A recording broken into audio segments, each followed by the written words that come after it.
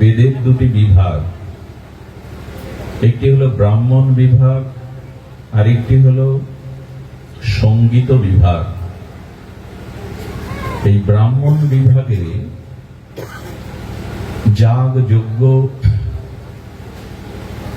কর্মনিষ্ঠের ব্যবস্থা, কিন্তু সঙ্গীত বিভাগ থেকে এসেছে উপনিষদ।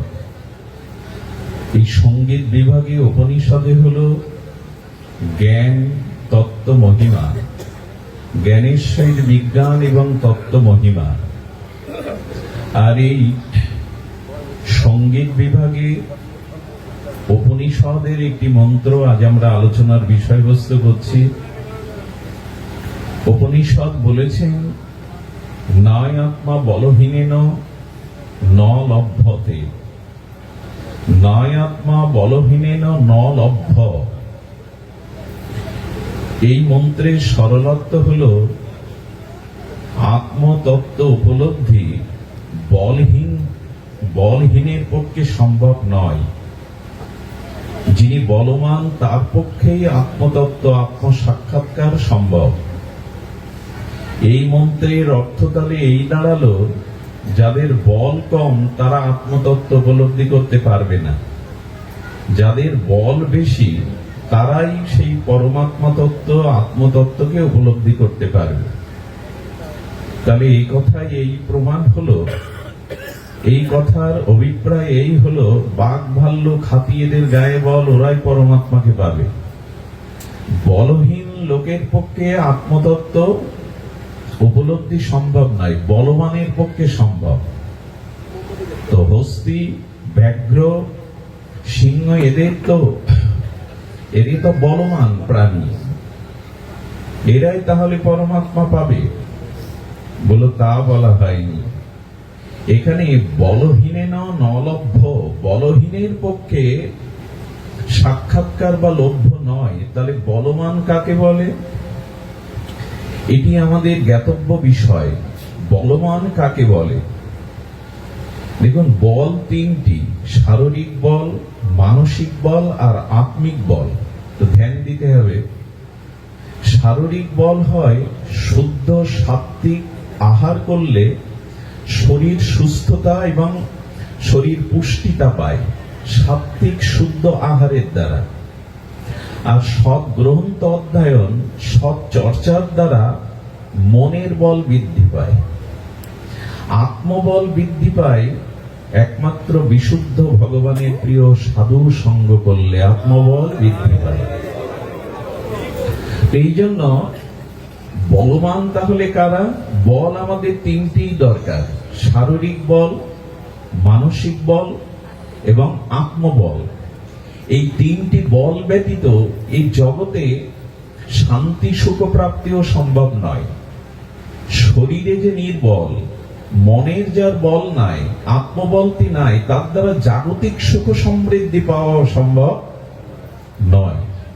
আপনি দুর্বল হলে এখানে হরিকথা শুনতে আসতে পারতেন না, এখানে প্রয়োগ বসেও আপনি বসতে পারতেন না। এই জন্য শারীরিক, মানসিক এবং আত্মিক বল, এই বলে বলবান যারা, তারাই আত্ম সাক্ষাৎকারের যোগ্য, তারাই ভগবৎ প্রাপ্তি যোগ্য। আমরা শারীরিক বল নিয়ে আলোচনা করছি না, আমরা মানসিক বল নিয়ে আলোচনা করছি না, আমাদের আত্মিক বল, সেই আত্মার চেতনা, আত্মার জাগরণ, আত্মস্মৃতির উপলব্ধি, এটি আসে একমাত্র সাধু সঙ্গের দ্বারা। আচ্ছা, সাধু সঙ্গেও এই শব্দ বিভাজন করলে দুটি শব্দ সামনে আসে। সাধু, সৎসঙ্গ বলি আমরা, সাধু সঙ্গকেও বলি সৎসঙ্গ। তো সৎ যুক্ত সঙ্গ, সৎসঙ্গ শব্দ দুটি অর্থ করলে কি দাঁড়ায়? সৎ মানে যার ত্রৈকালিক সত্য আছে, যার অবিদ্যমানতা আছে, অর্থাৎ যা কখনো ধ্বংস হয় না, পূর্বে বর্তমান অতীতে চিরনবায়নমান শাশ্বত যে বস্তু, তাকে বলে সৎ। তাহলে এক্ষেত্রে সৎ বলতে ঈশ্বরকেই বোঝায়, সৎ বলতে পরমাত্মাকেই বোঝায়, সৎ বলতে সচ্চিদানন্দ ভগবানকে বোঝায়। আর সঙ্গ মানে আসক্তি, অর্থাৎ সাক্ষাৎ ভগবানের সঙ্গে যে আসক্তি, এরই নাম প্রকৃত সৎসঙ্গ। এটি প্রথম শ্রেণীর সৎসঙ্গ। কথা আরো ধ্যান দিন, সাক্ষাৎ ভগবানের সাথে যে সঙ্গ, এরই নাম সৎসঙ্গ। এটা প্রথম শ্রেণীর সৎসঙ্গ। এটি আমাদের ভাগ্যে এখনো হয়নি, হবে কিনাও জানি না। দ্বিতীয় সৎসঙ্গ, দ্বিতীয় শ্রেণীর সৎসঙ্গ কাকে বলে? খুব ধ্যান দিতে হবে। আমরা সঙ্গ করছি, হচ্ছে না কেন? আমাদের আত্মবল কেন আসছে না? বিবেক চেতনা স্বরূপ স্মৃতি কেন যাচ্ছে না? ধ্যান দিতে হবে। সৎসঙ্গের, সাধু সঙ্গের শ্রেণী আছে। সৎ মানে পরমাত্মা, সঙ্গ মানে তার সাথে আসক্তি, অর্থাৎ পরমাত্মা ভগবানের সাক্ষাৎ আসক্তির নাম প্রথম শ্রেণীর সৎসঙ্গ। এটি আপনাদের ভাগ্যে হয়েছে কিনা জানি না, আমার ভাগ্যে হয়নি, হবেও কিনা জানি না। দ্বিতীয় শ্রেণীর সৎসঙ্গ হলো ভগবান তার শুদ্ধ ভক্তকে, ভগবান শুদ্ধ মহাত্মাকে, নির্মল চরিত্রবান, ব্যভিচার দোষে যিনি দুষ্ট নয়, জুয়া নেশা থেকে যিনি মুক্ত, যিনি দাতা, দিতে এসেছেন নিতে নয়, যার চিত্ত নির্মল বিশুদ্ধ, পরোপকারে হিতরত, এরকম শুদ্ধ সাধুর মধ্যে ভগবানের কিছু শক্তির প্রকাশ ঘটে। যেমন লৌহখণ্ডকে আগুনের মধ্যে রেখে দিলে আগুন ধর্ম, অগ্নিতত্ত্ব লোহার মধ্যে প্রবেশ করে, করে কিনা? 2 ঘন্টা 1 ঘন্টা লৌহখণ্ডকে আগুনের মধ্যে রেখে দিলেন, আগুনের ধর্মটা লোহার মধ্যে প্রবেশ করে, তবে সর্বক্ষণিক থাকবে না। থাকে কি? সার্বক্ষণিক কি ওই আগুন থাকবে? জলটা গরম করা যায়, কিন্তু গরম তপ্ত জল কিছুক্ষণ রেখে দিলে তার তপ্ততা গরমতা চলে যাবে, জল আবার তার শীতল ধর্মে ফিরে আসবে। তো যারা ভজন সাধন সদ্গুরুদেবের দ্বারা ভগবানের কিছু বিশেষ শক্তি হৃদয়ে ধারণ করেন, এই জাতীয় সাধুর সঙ্গ যারা করে, এটা দ্বিতীয় শ্রেণীর সাধু সঙ্গ। এটি দ্বিতীয় শ্রেণীর সাধু সঙ্গ। আর আমরা এখন যেটা করছি, এটা তৃতীয় শ্রেণীর সাধু সঙ্গ। অর্থাৎ ওই মহামানবদের সঙ্গ আমরা পাইনি। দেবশ্রীপাদ নারদের সঙ্গ পেয়েছি, ব্রহ্মার সঙ্গ পেয়েছি, আমরা বিদগ্ধ মায়াজয়ী ত্রিকালজ্ঞ সুখদেব গোস্বামীর সঙ্গ পেয়েছি, পাইনি।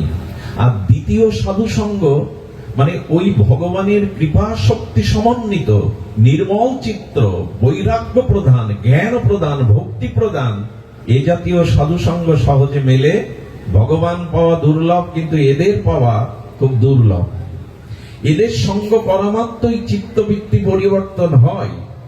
পরস্পরের স্পর্শে যেমন লোহা সোনা হয়, এদের সন্ধান আমরা পাইনি। আমরা যে সঙ্গ করি সেটা তৃতীয় শ্রেণীর সাধু সঙ্গ। কেমন? ওই মহাত্মাদের, ওই বেদ, বেদান্ত, উপনিষদ, ভাগবত গীতার বাণীগুলি আমাদের মতো এই প্রবক্তার মুখ দিয়ে ওই মহামানবের, ওই ত্রিকালজয়ী মহাপুরুষের বাণীগুলো যার মুখ দ্বারা, প্রবচন দ্বারা আপনাদের কর্ণ দিয়ে হৃদয়ে যায়, ওই বাণীর সঙ্গ, ওই শাস্ত্রের সঙ্গ কারোর সাথে করা মানে তৃতীয় শ্রেণীর সাধু সঙ্গ। এই বাণীগুলো কার? আমার। এগুলো আমি, বাণীগুলো বা সেই চরিত্রগুলো আমার মধ্যে, যে চরিত্রগুলো আমরা আলোচনা করি, ধ্রুব প্রহ্লাদ, এটা কি আমার চরিত্র? যে বাণীগুলি বলছি কি এটা আমার তৈরি করা, আমার পাণ্ডিত্যের দ্বারা তৈরি করা বাণী? সেই মহামানবদের, ত্রিকালজয়ী মহাপুরুষদের, সেই ভগবত প্রিয় নিকিঞ্চন ভক্তদের বাণী যদি কারো দ্বারা প্রকাশ হয়, আর ওই বাণী যখন আমাদের কর্ণ দিয়ে হৃদয়ে স্পর্শ করে, এর নাম তৃতীয় শ্রেণীর সাধু সঙ্গ। তবে এটাও সবার ভাগ্যে জোটে না। এটা যাদের জুটেছে, ধীরে ধীরে তাদেরও আত্মবল বৃদ্ধি পায়। সাধু সঙ্গে তাদেরও ফলশ্রুতিতে বিবেক জেগে ওঠে, তাদের চরিত্র নির্মল হয়ে ওঠে। আমরা যেটা করছি এটা তৃতীয় শ্রেণীর সাধু সঙ্গ। এই সাধু সঙ্গের প্রাপ্তি কি? সাধু সঙ্গে কেন এসেছেন? এই রাত 10টা অবধি মাটিতে কেন বসেছেন? কারো অপেক্ষা কেন করছেন? কর্ম আছে, বিনোদন আছে, ক্লান্ত শরীর বিশ্রাম আছে, কেন এসেছেন? কারণ এই সাধু সঙ্গে ভগবত কৃপাতে রুচি হয়। ভগবানের বিশেষ কৃপা হলে তবে সাধু সঙ্গে হরিকথাতে রুচি হয়। আর সাধু সঙ্গে কি পাওয়া যায়? সাধু সঙ্গ না পেলে আত্মবল পাবেন না, মনের বল পাবেন না। সাধু সঙ্গ না করলে চিত্ত শুদ্ধি হবে না, আর চিত্ত শুদ্ধি ব্যতীত ভগবানের ভজন শুধু লৌকিক লোক দেখানো হবে, আন্তরিক ভজন, শুদ্ধ ভজন হবে না। এখন লক্ষ্য করুন তো, স্কুল আছে, স্কুলে বসবার বেঞ্চ আছে, এবং স্কুলে বোর্ড আছে, অফিস আছে, সমস্ত ছাত্রছাত্রী স্কুলে যায়, কিন্তু স্কুলে কোনো মাস্টার নাই। সমাজ যদি এভাবে স্কুলে যান, বিদ্যা অর্জন করতে পারবেন কেউ? কোনো শিক্ষক নাই। অফিস রুম আছে, বিদ্যালয় আছে, বসার বেঞ্চি আছে, ছাত্রছাত্রীও প্রতিদিন স্কুলে যায়, এদের বিদ্যা অর্জন হয়েছে কারো? কথা বলুন, হয় কি? তেমনি আমাদের জীবনে আধ্যাত্মিক চেতনা, ভগবত ভক্তি, নিজের কল্যাণ, এই শিক্ষা নিতে গেলেও বাড়ি বসে থাকলে হবে না, স্কুলে যেতে হবে। সেই স্কুলে, যে স্কুলে প্রকৃত তত্ত্বজ্ঞ শিক্ষক আছেন, অর্থাৎ তত্ত্বজ্ঞ গুরু বা সাধুর নিকটে না গেলে আমরা আধ্যাত্মিক বিদ্যা কোনো কালেই লাভ করতে পারবো না। এটা আদৌ সম্ভব নয়। নিখিল শাস্ত্র, নিখিল ধর্মমত বলেছেন, শ্রী গুরু কৃপা, বৈষ্ণব কৃপা, সাধু কৃপা ছাড়া এ জগতে তোমার কিছু অর্জন হবে না। হ্যাঁ, অর্থ অর্জন করতে পারো, বড় চেয়ার, পদ, মর্যাদা অর্জন করতে পারো, মানবিক বল, মানসিক বল, আত্মচেতনা, নিজের আত্মকল্যাণ সম্ভব নয়। যেমন এই ছাত্রছাত্রী প্রতিদিন যাবে, কিন্তু শিক্ষক নাই, কেহ নাই, বোর্ড আছে, স্কুল আছে, বিদ্যা অর্জন হবে না। সাধুগুরু বৈষ্ণবের কাছে না গেলেও আমাদের আধ্যাত্মিক চেতনা কোনোদিন জাগবে না। তবে অনুরোধ করি, যান, আপনার সাধু সঙ্গে যান। সাধু সঙ্গ গেলে কি হবে, খুব ধ্যান দিয়ে শুনুন। সন্ত কবির বলেছেন, যারা পারফিউম অর্থাৎ সুগন্ধি বিক্রি করে, সেন্টের দোকান, এই দোকানে আপনি গেলেন, পকেটে পয়সা নেই ওই সুগন্ধি কেনার, আবার দোকানদারও কি এমনি এমনি ফিরিয়ে আপনাকে দেবে? চেনে না, জানে না, ওখানে গিয়ে দাঁড়িয়ে লাভ কি, যদি এই প্রশ্ন আসে? আপনি গেছেন সুগন্ধির দোকানে, পকেটে পয়সা নাই সুগন্ধি কেনার, আর দোকানদারও আপনাকে এমনি এমনি ফ্রিতে সুগন্ধি দেবে না। দাঁড়িয়ে থেকে একটা লাভ আছে। দাঁড়িয়ে থাকার লাভ কি জানেন? ওই যে সুগন্ধি বিক্রেতা মাঝে মাঝে ক্রেতাদের, যারা কিনতে এসেছে তাদের গায়ে একটু মাখিয়ে দিচ্ছে, একটু স্প্রে করে দিচ্ছে, ওর গন্ধটা, ওর পরমাণু সুগন্ধটা আপনার গায়ে এসে মাখছে। আপনিও সেই সুগন্ধের ভাগী হচ্ছেন। কিনলেন না, সে দিলেও না, দাঁড়িয়ে থেকে যদি সুগন্ধ পান, তো যেখানে ভগবানের নাম রূপ লীলাগাথা হচ্ছে, ওখানে দাঁড়ালেই ওই অনুভূতি আপনার ভিতর প্রকাশ হবেই হবে, কিছুটা যাবেই আপনার চিত্তে। আর যাই বলেই মানুষ এখানে শান্ত থাকে, যাই বলেই মানুষ এখানে সাংসারিক চিন্তা ভুলে যায়, যাই বলেই এখানে মানুষ দুঃখের উপরে উঠে আত্মতৃপ্তি, আত্মশান্তির অনুভব এখানে পায়। এই জন্য পায়, আমি কিনতে না পারলেও, সামর্থ্য না থাকলেও, কেউ আমাকে না দিলেও, গন্ধটা তো এড়ানো যাবে না, সুগন্ধটা তো আমার গায়ে আসবেই। এই জন্য সাধু সঙ্গ, এই চেতনার দ্বারা আমাদের উপলব্ধি হয়। সন্ত কবির এবং আমাদের সাধু শিরোমণি তুলসীদাস গোস্বামী একটা অদ্ভুত কথা বলেছেন। সাধু সঙ্গে দুটি জিনিস হয়। আহা, সাধু সঙ্গে কি হয়? ভবভঙ্গ হয়। শব্দটার সাথে আমাদের সবার পরিচিতি নেই। ভব ভঙ্গ, তার মানে কি? ভব মানেই সংসার, এই ত্রিগুণময়ী সংসার, আর ভঙ্গ মানে ভেঙে যাওয়া। অর্থাৎ আমরা বারবার জন্ম, মৃত্যু, জরা, ব্যাধি, ক্ষুধা, পিপাসা, এই চক্রে ঘুরছি। পুনঃজন্ম, পুনঃমৃত্যু, পুনঃ কর্মফল ভোগ, ক্ষুধা, পিপাসা, রোগ, শোক, এই ভবচক্রে আমরা ঘুরছি। সাধু সঙ্গ কি করে? এই ভবচক্রে পরিভ্রমণরত, এই জন্ম মৃত্যু চক্রে আবর্তনশীল জীবের আসা যাওয়ায় ভঙ্গ করে দেয়, ভেঙে দেয়। তার আর আসা যাওয়া করা লাগে না। এই জন্ম মৃত্যু চক্রে আসা যাওয়া ভঙ্গ হয়ে যায়। এই জন্য সাধু সঙ্গকে তুলসীদাস গোস্বামী বললেন, ভবভঙ্গ হয়। বোঝা গেল ভবভঙ্গ মানে কি? এই যে বারবার যাওয়া আসা ভালো জিনিস না। বারবার এই শরীর পেয়ে কর্মফল, রোগ, শোক ভোগ করা, এটি ভালো জিনিস না। আমরা এখানে বিদেশে এসছি, এটা আমাদের দেশ নয়। মনোচলো নিজ নিকেতনে। তোমার ঘর এটা না, তোমার বাড়ি এটা না, তোমার পরিচয় এটা না। তুমি বিদেশে বাস করছো, আর এই বিদেশে দুঃখ কষ্ট যন্ত্রণা পেতে হবে যতবার আসবে। সাধু সঙ্গ ছাড়া, গুরু কৃপা ছাড়া, ভগবত কৃপা ছাড়া ভবভঙ্গ হবে না। ভবভঙ্গ আসবে সাধু সঙ্গের দ্বারা। আর কি বলেছেন দেখুন, আমরা কি চাই? আমার খুব প্রিয়জন, আমার খুব শ্রদ্ধালু জন, দূর থেকে মনে হয় না ওনাকে যদি একটু স্পর্শ করতে পারতাম, একটু আলিঙ্গন করতে পারতাম, মনে হয় কিনা? কোন প্রিয় বস্তু দেখলে, তো মহাত্মাকে দেখলে, অনেকদিন পর কন্যার সাথে পিতার দেখা হয়েছে, শ্বশুর বাড়ি থেকে পিত্রালয়ে এসছে, দেখবেন বাবাকে জড়িয়ে ধরে, মাকে জড়িয়ে, কতদিন দেখেনি বাবা তোমায়, জড়িয়ে ধরে কেন? তারই তো মেয়ে, তারই তো পিতা। জড়িয়ে ধরে মানে কোন প্রিয় বস্তু, শ্রদ্ধালু বস্তু দেখলে তাকে স্পর্শ করতে, তাকে আলিঙ্গন করতে স্বাদ হয়। এটা প্রত্যেকেরই চিত্তে হয়। তো সাধু সঙ্গ মানে কি জানেন? ভগবানের অঙ্গ সঙ্গ। আমি দুবার বলবো শব্দটা। সাধু সঙ্গ মানে ভগবানের অঙ্গ সঙ্গ। পূজা পার্বণ, তীর্থ পর্যটন, দান ধ্যান, যাগযজ্ঞ, এগুলো সাক্ষাৎ ভগবানের অঙ্গ সঙ্গ হয় না, এগুলি দ্বারা পূর্ণ হয়, এগুলি দ্বারা পাপের কিছুটা স্খলন হয়, কিন্তু সাক্ষাৎ ভগবানের অঙ্গ সঙ্গ একমাত্র সাধু সঙ্গতেই পাওয়া যায়। এটা বুঝলাম না, আপনারা সাধু সঙ্গ করছেন, ভগবানের অঙ্গ সঙ্গ হয়ে যাচ্ছে। তুলসীদাস গোস্বামী বলছেন কিভাবে হচ্ছে শুনুন, খুব ধ্যান দিন। খুব মার্মিক কথা বলেছেন তুলসীদাস গোস্বামী। সাধু, আচ্ছা আমার জামাটা, এটা শান্তদা মাঝে মাঝে জামা তৈরি করে দেয় আমাদের, ওই জামাই পরে আসি। জামাটা আমার অঙ্গে আছে না বাইরে থেকে অঙ্গে দিয়েছি?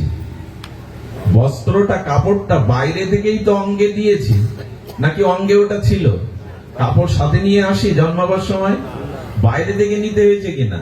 যেমন পূজা পার্বণ, যাগযজ্ঞ, তীর্থ পর্যটন বাইরে থেকে সঙ্গ হয়, আর সাধু সঙ্গ সরাসরি ভগবানের অঙ্গ সঙ্গ হয়। বলে কেমন করে হয়? দৃষ্টান্ত নেই। দৃষ্টান্তে বলছে সরাসরি অঙ্গ সঙ্গ কি করে হয়। ভগবান বলেছেন, দেখো আমি মালা বদল করে ফেলেছি। বিবাহেতে বরবধূ মালা বদল করে, তোমার হৃদয় আমার হোক, আমার বলে বটে, তবে হয় না।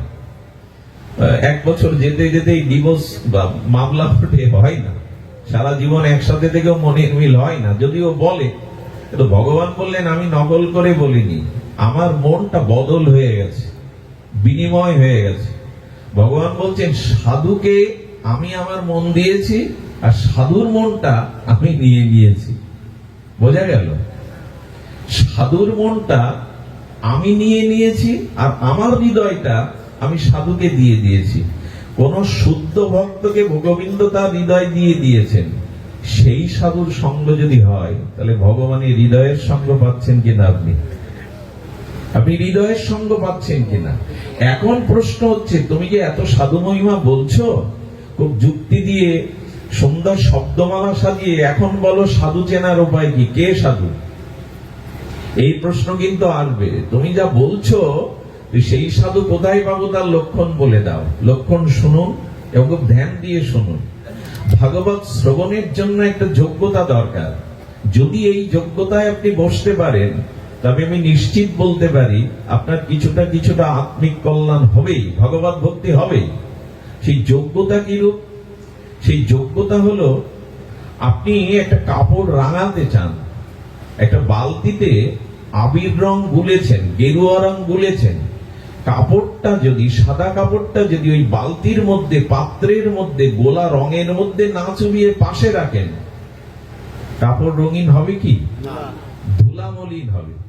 বালতির পাশে রাখলে ধুলা লাগবে, কিন্তু গেরুয়া রং বা আবির রঙে রাঙাবে না। সাধু সঙ্গে এসেছি, সমস্ত শ্রদ্ধা, মন প্রাণ ইন্দ্রিয় যদি ওই সাধুরূপ হরিকথার পাত্রের মধ্যে ডুবিয়ে দিতে পারি নিজেকে, তবে রং লাগবে, না হলে পাশে থাকলে রং লাগবে না। আমরা অনেক সময় পাশেই থাকি, এসছি, ঘুমাচ্ছি, ঝিমাচ্ছি, কি বললাম পরেক্ষণে মনে থাকে না। আরে রংটা তো কিছুকাল থাকে কাপড়ে, নাকি চোবালে? কাল সকালে শুনবেন আপনি কি শুনে এসছেন, মনে নেই, ভালো লেগেছিল কথাগুলো, রং লাগেনি, শ্রদ্ধা উপযুক্ত কাজ করেনি। মন আপনার শরীর এখানে ছিল, মন এর মধ্যে যায়নি, এই জন্য রং লাগেনি। রং লাগাতে হবে, ওর ভেতরে ডুব দিতে হবে। যুক্তি তর্ক নিয়ে বসলে এখানে হবে না, অশ্রদ্ধা নিয়ে বসলে এখানে হবে না, ইন্দ্রিয় মন অন্যদিকে গেলে হবে না। কিছুটা যোগ্যতার প্রয়োজন। এক রাজসভায় একজন 3টি মূর্তি নিয়ে গেছেন। 3টি মূর্তি একই সাইজের, একই উপাদান দিয়ে তৈরি। রাজার কাছে বলছেন, আপনি এটা যদি ক্রয় করেন, বলো দেখে তো পছন্দ হয়েছে, দাম চড়াও। বলো প্রথম মূর্তির দাম তেমন কিছু নাই, পরের মূর্তিটার দাম এর থেকে অনেক বেশি, আর তৃতীয় মূর্তিটা দেখিয়ে বলছে এটা এর থেকে আরো তর মূল্য বেশি। রাজা বললেন, মন্ত্রী আপনি বুদ্ধিমান, আচ্ছা আমি একই সাইজের একই উপাদানে দেখছি, দাম তরতম কেন একটু দেখো তো। বুদ্ধিমান মন্ত্রী এসে কি করেছেন, দেখছে ওজন একই, একই উপাদান দিয়ে তৈরি, একই সাইজ, বলে দাম বেশি কেন? তাহলে একই আয়তন হলে, একই উপাদান হলে, একই ওজন হলে একই তো দাম হওয়ার কথা, দাম বেশি কম কেন? মন্ত্রী প্রবাদ, বুদ্ধি সপ্তম। উনি 3টে কয়েন নিয়েছেন। কয়েন বলে তো, কয়েন আর কয়েল কোনটা কাকে বলে? কয়েন বলে মনে হয়, কয়েল তো মশা মারার। তো কয়েন দিয়েছেন, কয়েন কান দিয়ে প্রথম যে মূর্তিটার দাম বেশি না তার কান দিয়ে দিয়েছেন, এই কান দিয়ে কয়েনটা পড়ে গেছে, বলে এইটার দাম কম। দ্বিতীয় কয়েনটা দিলে করেছে কি, দ্বিতীয় কয়েনটা কি করেছে, ভেতরে কিছুক্ষণ যাওয়ার পরে ওটা মুখ দিয়ে বেরিয়ে গেছে কিছুক্ষণ পরে, বলে এইটার দাম একটু বেশি। আর তৃতীয় যেটার দাম বেশি তার কর্ণে দিয়েছে, সেই কর্ণ দিয়ে মুখ দিয়ে কান দিয়ে বেরোনি, ওটা ভেতরেই রয়ে গেছে। বলবার উদ্দেশ্য হলো, যারা হরিকথা শুনতে আসে, প্রসাদ পেয়ে বাড়ি যায়, এ কান দিয়ে শোনে, ওই কান দিয়েই সেই তত্ত্ব সব বেরিয়ে যায়, এদের এই শ্রোতার মূল্যায়ন খুব বেশি করেনি ভাগবত। কিছুটা সময় ভালো কেটেছে, মনোরঞ্জনে কেটেছে, কিছুটা সময় আনন্দে কেটেছে, এই যা, চরিত্রগত হয়নি, ভেতরে কিছু নিতে পারেনি। বিষ যদি মুখে থাকে আপনি মরবেন না, এমনকি বুকে গেলেও মরবেন না, যদি লাংসে আর রক্তের সাথে বিষ না মিশে যায় ততক্ষণ আপনি মরবেন না। এই জন্য বিষ খাওয়া সব রোগী মরে না, যাদের রক্তের সাথে ওটা মিশে না যায়, লাঞ্চের সাথে মরে না। তো তেমনি আচরণে যদি মিশে যায়, যে হরিকথা শুনলো ভেতরে অবস্থান করে, কিছুটা হরিকথার ক্রিয়া, হরিকথার মাধুর্য তত্ত্ব তার ভিতরে কিছুটা অবস্থান করলো, চরিত্রগত হলো, এনার মূল্য একটু বেশি। আর যিনি হরিকথাকে হৃদয়ঙ্গম করে নিজের জীবনকে বদলাতে পেরেছেন, শুদ্ধ ভক্তি লাভ করতে পেরেছেন, সেই শ্রোতার মূল্য তো অনেক বেশি। আমরা এই জন্য আমাদের মূল্যায়ন কখন হবে, এই হরিকথাকে যেদিন আমরা আচরণ করতে পারবো। আমাদের আচরণের মধ্যে যেদিন এটা স্পর্শ করবে। আচরণ ছাড়া ধর্ম হয় না। চুল লম্বা রাখলে আর চুল একেবারে ফেলে দিলেই যে সাধু, এরকম না। পোশাক পরলেই যে সাধু, এরকম না। সাধু হলো যিনি এই ভাগবত তত্ত্বকে আচরণ করতে পেরেছেন, আচরণের দ্বারা যিনি জীবনে প্রতিফলন ঘটাতে পেরেছেন। সাধুর চরিত্র সেখানেই, এই আচরণের মধ্যে ফুটে উঠেছে যার এই ভগবানের দিব্য চেতনা বাণী। মহাপ্রভু এই জন্য বললেন, আপনি আচারী ধর্ম জীবেরে শেখাও। এই কলিযুগের মানুষ মিষ্টি কথাই ভুলবে না। যতই পাণ্ডিত্য দিয়ে শব্দ সাজিয়ে 2 ঘন্টা বসিয়ে রাখো, বেশি দিনে পুঁজি চলবে না। যদি তোমার চরিত্রগত না হয় ধর্ম উপদেশ শাস্ত্র বাণী, যদি তোমার ব্যবহারে সেটা প্রতিফলিত না হয়, এই রাজ্যে বেশি দিন তুমি টিকতে পারবে না। সাধারণ মানুষ কিছুদিন মোহিত হবে, 2-4 বছর, তারপরে ছুঁড়ে ফেলে দেবে তোমায়। প্রকৃতিই তোমাকে এই রাজ্য থেকে ছুঁড়ে ফেলে দেবে যদি চরিত্র এবং আচরণ, ধর্ম প্রতিপালন তোমার ভিতরে না হয়। বেশি দিন প্রকৃতি তোমায় এখানে রাখবে না। সাধু কাকে বলে? তো ধ্যান দিয়ে শুনুন। হনুমান গেছে লঙ্কায়। কোথায় গেছে? লঙ্কায়। হনুমান লঙ্কায় গেছে। লঙ্কায় রাবণের রাজ্য, আর রাবণকে তুলসীদাস গোস্বামী বলছেন জীবন্ত মোহ। রাবণের প্রতীক কি? কথা বলুন, কি প্রতীক? দেরিতে হয়, আমি দ্রুত কথা বলছি, ভাগবত এরকম দ্রুত বলতে নেই, কিন্তু আসলে অনেকটা বিলম্ব হয়ে গেছে রাস্তায়, দীর্ঘ পথ পথের অসুবিধা থাকে, গাড়ির অসুবিধা থাকে, একটু দেরি করায় আমি একটু দ্রুত বলছি, কষ্ট করে হলেও শ্রবণ করুন। সময় বাঁচানোর জন্য রাবণ হলো মোহ। মোহ কাকে বলে?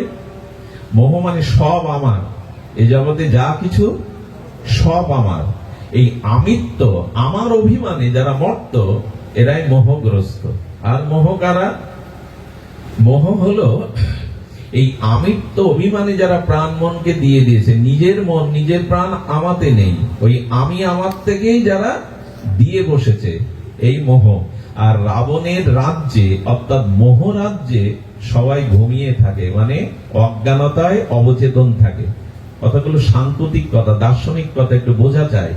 যাদের ভিতরে মোহ আছে, সব আমার, আমি আমার, এদের আধ্যাত্মিক চেতনা, এদের বিবেক ঘুমিয়ে আছে। এই জন্য হনুমান গিয়ে দেখে নেশা ভান করে অমদ্য খাদ্য খেয়ে সবাই ঘুমিয়ে আছে লঙ্কায়।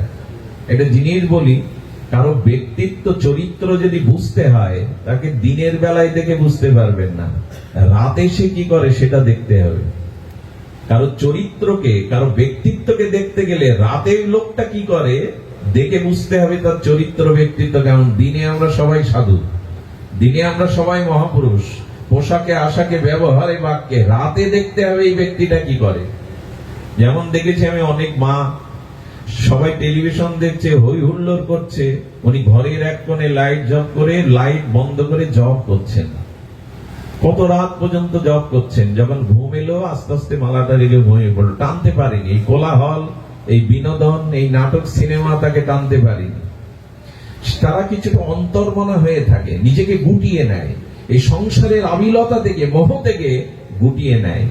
লঙ্কায় হনুমান দেখলো সবাই নেশা ভান করে আমোদ ফুর্তি করে নাক ডাকিয়ে ঘুমাচ্ছে, কিন্তু লঙ্কার মধ্যে উনি দেখলেন একজনের বাড়ির সামনে বৃন্দাজি, তুলসী দেবী, এবং তার ঘরের দুয়ারে শ্রী ভগবানের নাম লেখা, শ্রীরাম নাম লেখা। উনি বুঝলেন এই মোহগ্রস্ত অজ্ঞানতম, অজ্ঞানে নিদ্রিত এই রাজপুরীর মধ্যে এই ঘরটাতেই যাওয়া যায়। হনুমান আর কোথাও জায়গা পেল না।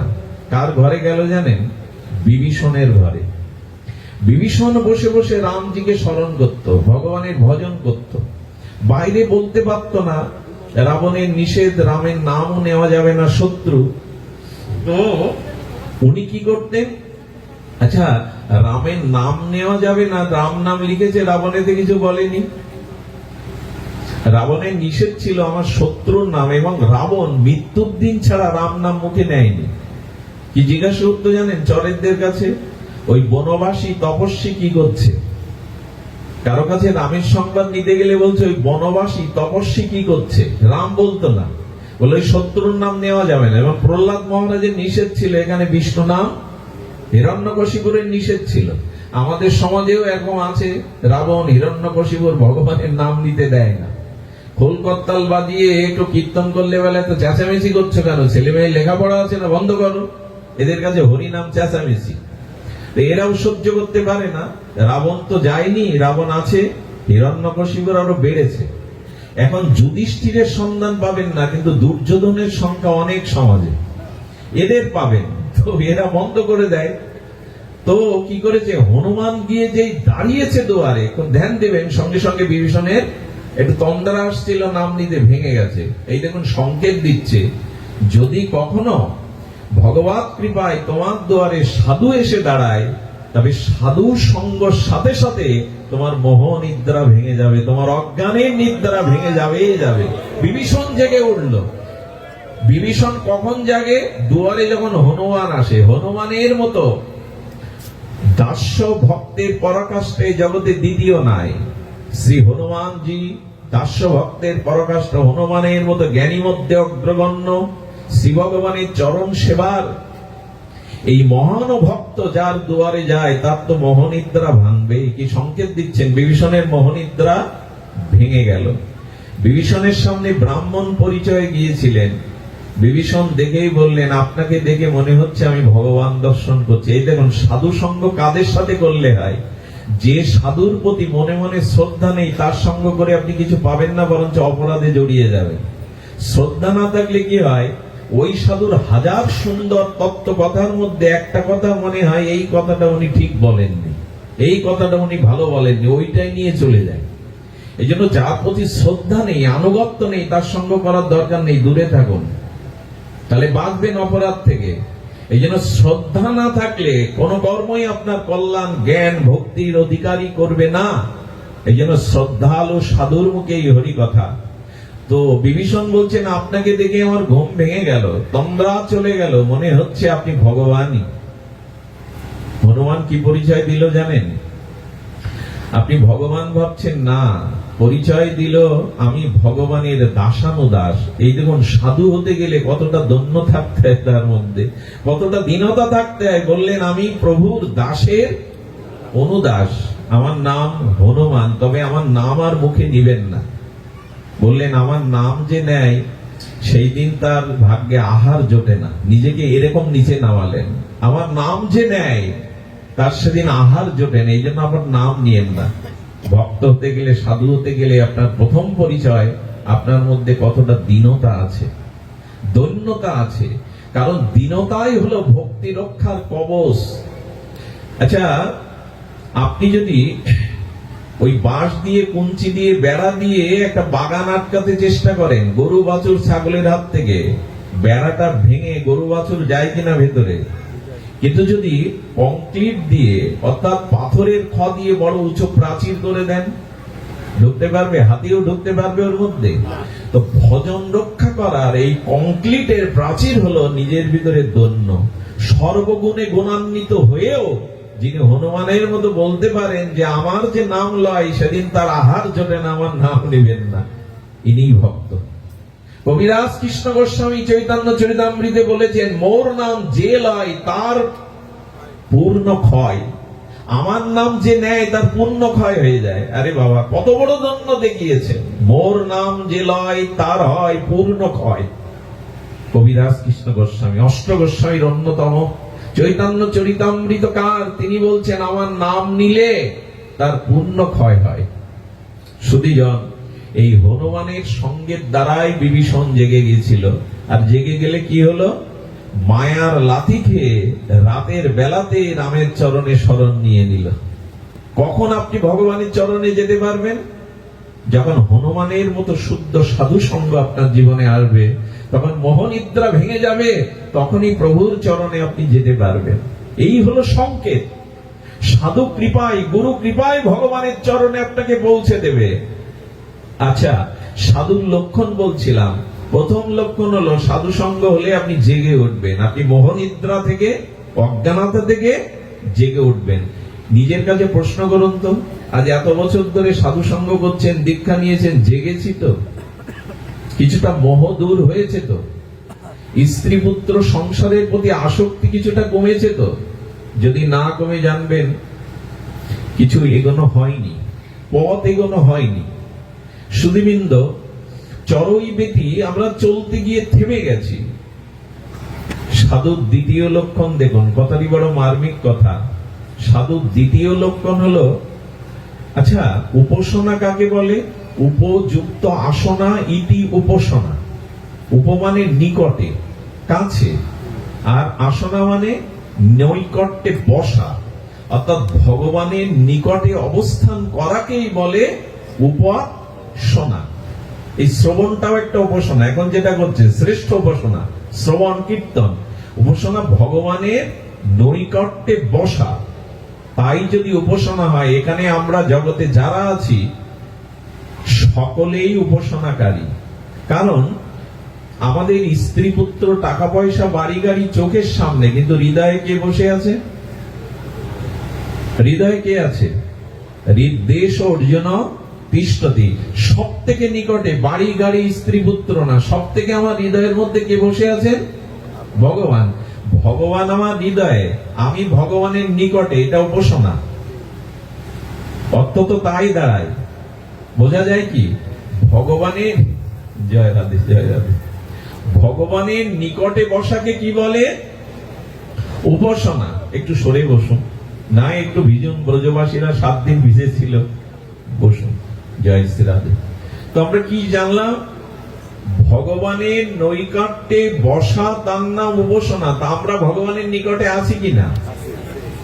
ভগবান আমার নিকটে আছে কিনা? কিন্তু উপাসক সবাইকে বলা যাবে? উপাসক সবাই না। তাহলে এই অর্থ দাঁড়ালো কি করে যে ভগবানের নিকটে বসাটাই উপাসনা? ধ্যান দিন, ভগবান যখন আমার নিকটে তখন আমি ভক্ত, তখন আমি সাধু নই। কারণ ভগবান সবার নিকটেই আছে, সবার হৃদয়ের কীট পতঙ্গ শূকর কুকুরের হৃদয়েও ভগবান আত্মারূপে আছেন। তাহলে উপাসক বা সাধু কাকে বলে? যে ভগবানের নিকটে, যে ভগবানের নিকটে সে সাধু বৈষ্ণব নয়, কারণ ভগবান সবার নিকটে আছে। প্রশ্ন হলো তাহলে সাধুকে? কথাটা কিন্তু খুব রহস্যময়। ভগবানের নিকটে বাস করাটাই যদি উপাসনা হয়, তাহলে আমার সব থেকে হৃদয়ে আছে তো ভগবান, আমি উপাসক, আমি সাধক। একথা দাবি করতে পারবো? আমরা প্রত্যেকেই সাধক দাবি করতে পারবো না।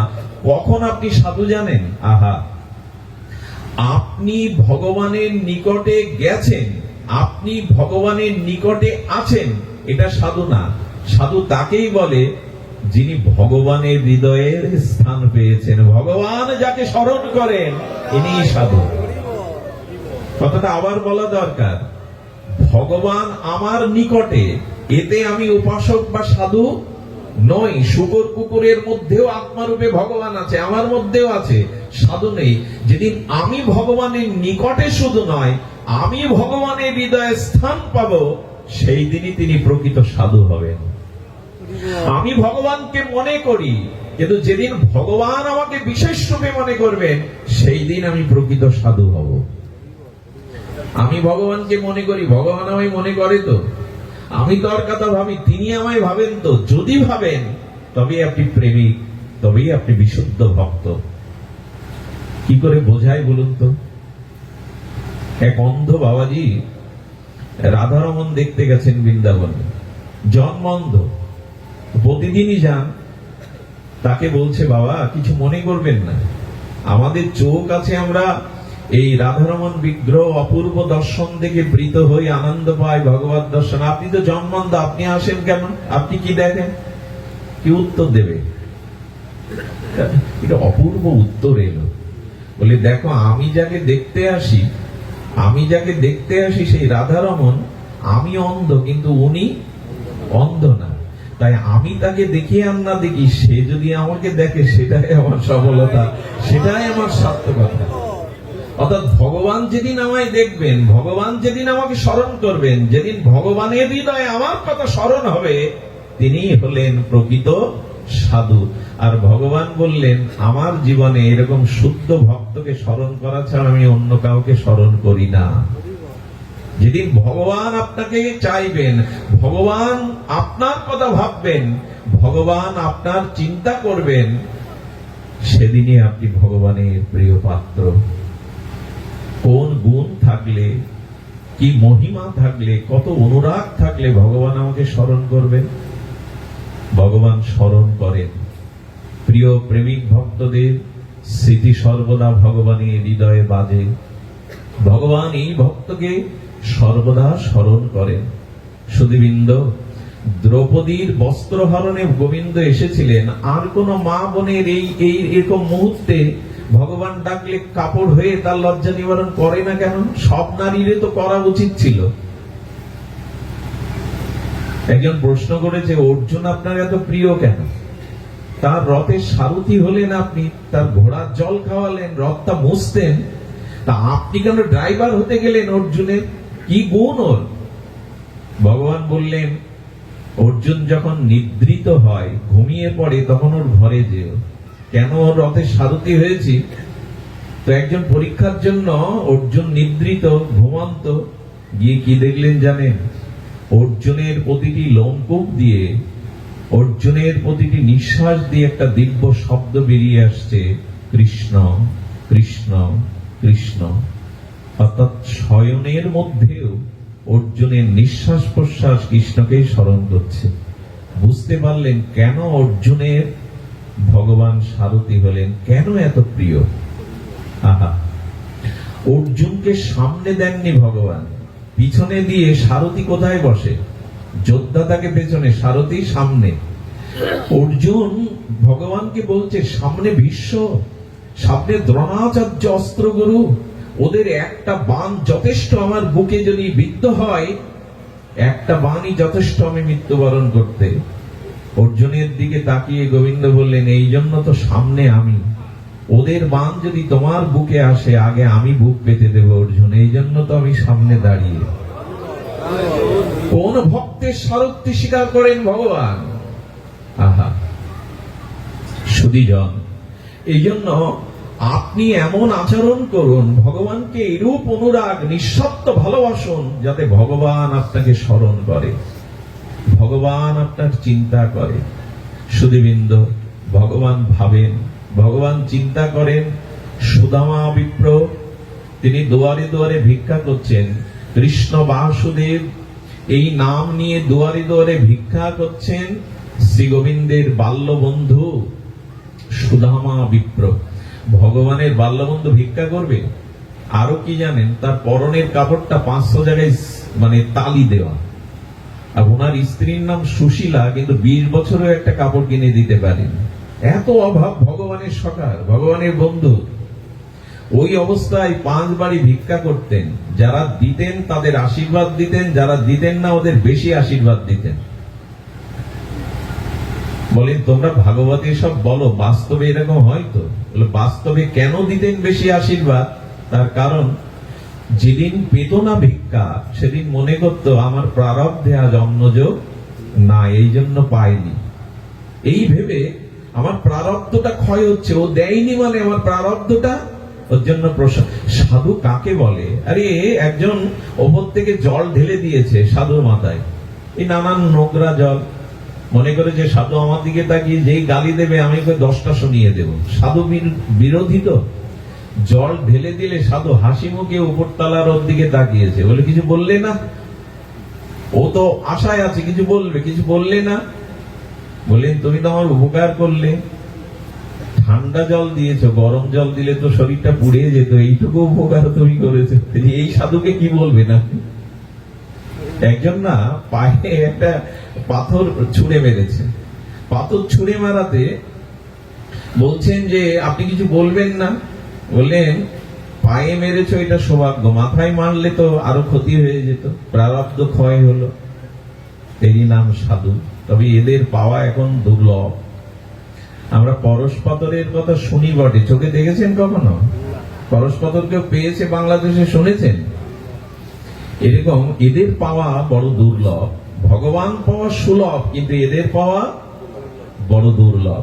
সুধীজন ধ্যান দিন তো, সুদামা বিপ্র যখন ভিক্ষা করছেন, আচ্ছা এই ভিক্ষা গোবিন্দ কি দেখেন না? ওই যে বললাম, যেদিন ভগবান আপনার কথা মনে করবে, যেদিন ভগবানের চিত্তে আপনার কথা ভাবনায় আসবে, তখনই জানবেন আপনি প্রকৃত ভগবানের শুদ্ধ ভক্ত হয়েছেন। সুধীজন, কৃষ্ণ বসে বসে দ্বারকায় কাঁদছেন। 4 বাড়ি গেছে, 4 বাড়ি দরজা বন্ধ করে বলেছে আজ ভিক্ষা হবে না, আজ অন্ন হবে না। গোবিন্দের চোখে জল দেখে প্রেয়সী বরা রুক্মিণী দেবী বলছেন, প্রিয় আপনার চোখে জল, নিশ্চয়ই আপনি কোন ভক্তের কথা ভেবেই কাঁদছেন, কারণ ভক্তের ব্যথা কথা মনে করেই আপনার চোখে জল আসে। আহা, গোবিন্দ দ্বারকায় কাঁদছেন। বলেন আমার চোখের জলের কারণ দেখবে না শুনবে? বলে একটু দেখাও। গোবিন্দ বলছেন রুক্মিণীকে আমার স্কন্ধে স্পর্শ করো। অঙ্গ স্পর্শ করে দ্বারকা থেকে, আর এই যে নগরে ভগবানেরই প্রিয় বান্ধব সুদামা বিপ্র ভিক্ষা করছেন, ওখানে এই দূরদর্শনের মতো গোবিন্দের অঙ্গ স্পর্শ করে রুক্মিণী দেখছে যে হরি হরি গোবিন্দ গোবিন্দ করে যে বাড়িতে যাচ্ছেন দরজা বন্ধ করে দিচ্ছে, ভিক্ষা অন্ন দিচ্ছে না। 5 বাড়ি ভিক্ষা করেন, 1 বাড়ি বাকি। বলি তোমার বাল্যবন্ধু সুদামার এই দশা, তুমি বসে বসে কাঁদছো, আরে তুমি কিছু করতে পারছো না ওর জন্য? তোমার বাল্যবন্ধু ভিক্ষা করে মানুষের দুয়ার থেকে অপমানিত হয়ে ফিরছে, তার 4টি সন্তান আজ না খেয়েই থাকবে, কিছু করো মাধব। কিছু করার নেই, কারণ সুদামার সাথে যখন আমার বন্ধুত্ব হয়, সুদামা বন্ধুত্ব মেনে নিতে চায়নি। আহা, দেখুন ভগবানের প্রিয় ভক্ত কারা? সুদামাকে অবন্তীনগরে সন্দীপনীর মুনির আশ্রমে যখন বন্ধুত্বের হাত বাড়িয়ে কৃষ্ণ বাড়িয়ে দিয়েছিল, সুদামা বলেছিল রাজার সাথে ভিখারির বন্ধুত্ব হয় না, বন্ধুত্ব দেওয়া নেওয়ার মাধ্যমেই হয়। আমি ভিখারি ব্রাহ্মণ, আমার দেওয়ার কিছু নেই, তোমার সাথে বন্ধুত্ব মানায় না। ফিরিয়ে দিয়েছিল সুদামা। কৃষ্ণের অনুরোধে, কৃষ্ণের ব্যাকুলতায় সুদামা একটা শর্ত জুড়ে দিয়েছিল, কৃষ্ণ বন্ধুত্ব তোমার সাথে হতে পারে, তুমি কোনোদিন আমাকে কিছু দিতে পারবে না, আর আমিও তোমার কাছে কোনোদিন কিছু চাইব না। ভালোবাসা যদি বজায় রাখতে চান এই জায়গাটায় আসতে হবে। শুদ্ধ ভক্তি যদি চান, তাহলে চাওয়া পাওয়া স্বার্থ যদি মাঝখানে দেয়াল উঠে যায়, সামান্য একটা কালো পর্দা এখানে টানিয়ে দিন, না আমি আপনাদের মুখ, না আপনারা আমার মুখ দেখতে পারবেন, এটা কালো পর্দা। আর ভগবান আর ভক্তের মধ্যে যদি অসংখ্য চাওয়া পাওয়া, সুন্দরী রমণী দাও, ঐশ্বর্য দাও, মৃত্যুর পরে মুক্তি দাও, যশ খ্যাতি দাও, এতগুলো পদ্মা আপনি দেখবেন কি করে ভগবানকে? বললেন তোমার কাছে না আমি কিছু চাইবো মরে গেলেও, বা তুমি আমাকে কিছু দিতে পারবে না, এই সত্যে যদি রাজি থাকো তবে বন্ধুত্বের হাত বাড়াতে পারি। এটাই শুদ্ধ ভক্তি। চাওয়া পাওয়া যেখানে না, এখানে এখানে প্রীতি আসে না, এখানে প্রেমের সফলতা আসে না। বরঞ্চ এক কাজ করো, চেয়েও না পারলে দিয়ে যাও, সর্বস্ব দিয়ে যাও। তবে যারা দিতে শেখে তাদের পাওয়াটাই আসে। যারা দিতে শেখেনি, কুয়ো থেকে যত জল তুলবেন কুয়ো তত জল সাপ্লাই দেবে। 2 বছর কুয়োর জল তোলা বন্ধ করুন, কুয়ো বুঝে যাবে। দিতে পারলেই তার পাওয়া আসে, যে দিতে পারে না, দেওয়ার জন্যই তো জগৎ। একটু একটু মিলিয়ে নিন তো, নদীর জল কি নদী নিজে পান করে না অন্যের জন্য? গাছের ফল, বৃক্ষের ফল কি বৃক্ষ নিজে আস্বাদন করে না অন্যের জন্য? গাভীর বাটের দুগ্ধটা কি গাভীর জন্য না বৎস বা অন্যের জন্য? মায়ের বুকের দুগ্ধটা তো সন্তানের জন্য, নিজের জন্য নয়। আকাশের চাঁদের কিরণ তো চাঁদের জন্য নয়, জগতের জন্য। এই বায়ু, সূর্য কিরণ সবই অন্যের জন্য। শুধু আমরাই জগতে অন্যের জন্য হতে শিখলাম না। আর অন্যের জন্য যতদিন না হবেন ততদিন ভগবান আপনার দিকে ফিরে তাকাবে না। আমরা এই জন্য সাধু কারা জানেন? সাধু যারা সংগ্রহ করতে ভালোবাসে না, যাদের জীবনে ত্যাগ আছে, এরাই সাধু। ভোগীকে আজ পর্যন্ত কেউ সাধু বলেনি, কোন শাস্ত্রই বলেনি। ভোগীকে আজ পর্যন্ত কেউ সাধু বলেনি। স্বামী বিবেকানন্দ মনে আছে, চিকাগোয় যাওয়ার আগে 500 টাকা ওনার জন্য এই জাহাজ ভাড়া তুলেছিল। ঠাকুরের আদেশ পায়নি বলে ওই 500 টাকা আবার ফিরিয়েও দিয়েছিল। স্বামীজি যখন গিয়েছিলেন তার হাতে পয়সা কড়িও ছিলেন না। চিন্তা করতে পারেন, সেই সময় চিকাগো শহরে বিশ্ব ধর্ম সভায় তার হাতে কিছুই নেই। কোথায় থাকবেন, কি খাবেন, তার কাছে কোনো ডলার নাই। কে তাকে বিশ্ব জয় করতে শেখালো? আসলে যারা দিতে জানে, ত্যাগ বৈরাগ্য জানে, এরাই জগৎকে বীর ভোগ্য বসুন্ধরা, এরাই বীর। ত্যাগীরাই জগতে কিছু পায়। ত্যাগ ছাড়া আজ পর্যন্ত কিছু হয়নি। ভোগীদের দিকে দৃষ্টি ফিরিয়ে নেয় সকলে। যখনই দেখবেন যে আপনার কাছে আমার কিছু চাওয়া পাওয়ার সত্য আছে, তখনই বিবেক থেকে, চিন্তা থেকে, শ্রদ্ধার আসন থেকে আপনি নেমে পড়বেন। আর আপনাকে শ্রদ্ধার আসনে কেউ বসাবে না। এই জন্য সাধু জীবনটা ত্যাগ ও বৈরাগ্যের। নেওয়ার জন্য সাধু না, দেওয়ার জন্যই সাধু। এটাই চরিত্র। তো সুদামা বলেছিল তুমি দিতে পারবে না। রুক্মিণী দেবীর চোখে জল। প্রভু, তোমার এমন প্রিয় বাল্য বন্ধু বান্ধব 4 বাড়িতে ভিক্ষা করে কিছু পাইনি, অপমানিত ফিরে যাচ্ছে, এ আমি দেখতে পাচ্ছি না। গোবিন্দ কাঁদছেন দ্বারকায় বসে, কিছু করার নেই। রুক্মিণী সে দিতে চাইলেও নেবে না। সুধীবৃন্দ, রুক্মিণী দেবী হৃদয় বিগলিত হলো, দ্রবীভূত হলো। বলো, রুক্মিণী তুমি তো জগৎ লক্ষ্মী, পারো তো, তোমার হৃদয় যদি কাঁপে, ওকে কিছু দাও। বলে, দেব প্রভু, দেব, আমি আজ ওকে কিছু দেব। পঞ্চম দুয়ারে যখন মাধব বলে ভিক্ষা চেয়েছে, ওই দুয়ারি বলতে যাবে ভিক্ষা হবে না, কিন্তু রুক্মিণী দেবীর করুণায়, কৃপায় হৃদয় দ্রবীভূত হয়ে তাকে একটু পরমান্ন দিয়েছিলেন। আর এই পরমান্নটা রাস্তায় আনতে গিয়ে রাজার সেনারা অশ্ব আহরণে যখন যাচ্ছে, অশ্বের আঘাতে পড়ে যায় সুদামা। সেই পরমান্নগুলো রাস্তায় ছড়িয়ে যায়, একটি কুকুর এসে সেই পরমান্ন যখন পাচ্ছে তখন দ্বারকার দিকে মুখ করে এই সুদামা বিপ্র স্তুতি করে বলেছিল, মাধব হে সখা, তোমার কত করুণা, কত দয়া। বাড়িতে 4টি সন্তান অপেক্ষা করে আছে, পিতা এক মুষ্টি আনবে মুখে দেবে, স্ত্রী অপেক্ষা করে আছে দরজায়, সন্তানের ক্ষুধা তৃষ্ণায় কাতর, মা মা বলে খেতে চাইছে, আর সেই অন্ন কুকুর খাচ্ছে, তাতে গোবিন্দকে স্তুতি করছেন। কোন ভক্তের কথা ভগবান ভাবেন? কোন ভক্তের কথা ভেবে ভগবানের চোখে জল আসে? ভগবানের হৃদয়ে কোন ভক্তের আসন? বললেন, রুক্মিণী দেবী বললেন, কুকুর খাচ্ছে তোমাকে ধন্যবাদ দিচ্ছে। বাহ, কেন দিচ্ছে জানো রুক্মিণী? সুদামার মুখে শোনো। দূরদর্শনের মতো দেখাচ্ছেন। সুদামা বলছেন, আমার প্রারব্ধে, আমার সন্তানের প্রারব্ধে আজ অন্নযোগ নাই, কিন্তু আমার দ্বারা এমন একটি প্রাণীর সেবা তুমি করিয়ে নিলে, আমার হাতে দিয়ে আবার সেবা করিয়ে নিলে ভগবান। এটাই তোমার কাছে কৃতজ্ঞতা যে আমার দ্বারা একটি প্রাণীর সেবা হলো আজ। এদের কথা ভগবান ভাববে না তো আমার কথা ভাববে? এদের দিকে চেয়ে ভগবানের চোখে জল আসবে না তো আমার কথা ভাববে? বিষয় বাসনায় অহংকার কামনায় ডুবে আছে, আমার কথা ভগবান ভাববে? ভাববে না। ভগবান সকলের হিতকারী, ভগবান সকলের কল্যাণকারী। সূর্যের কিরণ যেন কাউকে অপেক্ষা করে না, সবাইকে সমভাবে বন্টন করে। ভগবানের নিরপেক্ষতা তেমনি। কিন্তু উনি বলেছেন, ভক্ত নিষ্কিঞ্চন শুদ্ধ প্রেমিক ভক্তকে আমি তার কথা ভাবি। সে যেমন নিত্য নিরন্তর আমার কথা ভাবে, তেমনি আমি তার কথা ভাবি।